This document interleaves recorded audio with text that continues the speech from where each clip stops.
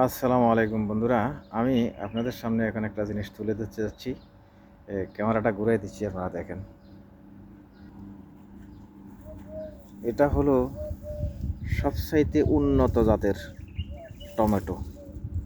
দেখেন, এত যথেষ্ট পরিমাণে হয়ে গেছে। এখানে দেখেন,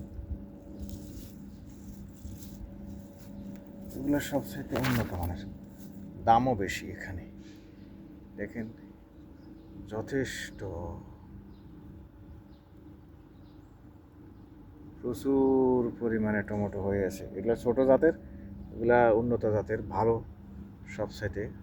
আমরা যেটা সচরাচর মার্কেটে দেখি, এগুলার কেজি প্রায় সময় থাকে 40 থেকে 50 রিয়ালের উপরে।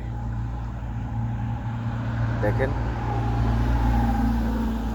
আর এর পাশাপাশি এটা হলো তুলসী। তুলসী এই জিনিসটা বহু গুণে গুণান্বিত। এটা বহু ঔষধি গুণে পড়া। আর তাছাড়াও আমরা এখানে দেখি আরব রাষ্ট্রে, এখানে যারা আরবিরা আছেন, ওনারা গাওয়া খায়, এক ধরনের কফির মতো আর কি, এটাকে গাওয়া বলে। আরেকটা আমরা যেটা রং চা বলি, লিপটন, এটা এখানে এরা সুলেমানি বলে। এই চাগুলার ভিতরে তুলসীর পাতা দিয়ে খায়। এটা ওনাদের ভাষ্য মতে কিছু কাশি, গলা ধরা, ব্যথা জন্য সবচাইতে উপকারী।